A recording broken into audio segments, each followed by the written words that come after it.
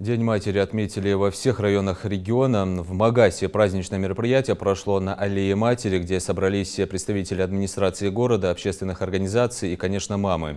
Они возложили цветы к памятнику матери. Виновниц торжества поздравили с праздником и главной ролью в жизни.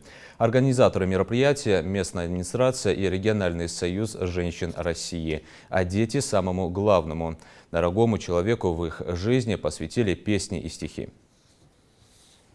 Сегодня мы не случайно собрались на этой аллее матери, у памятника, который впервые был открыт у нас в столице.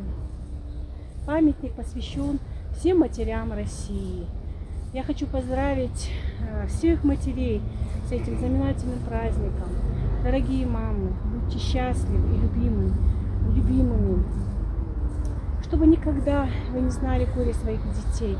Помните, что вы создали мир на земле. Мама, в этом слове столько света, нежности, заботы и любви. К маме мы приходим за советом,